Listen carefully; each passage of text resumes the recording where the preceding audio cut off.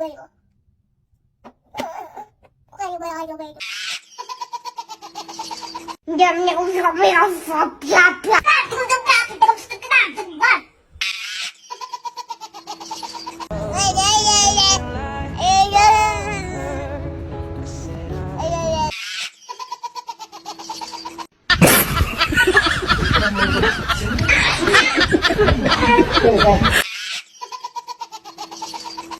Birthday party.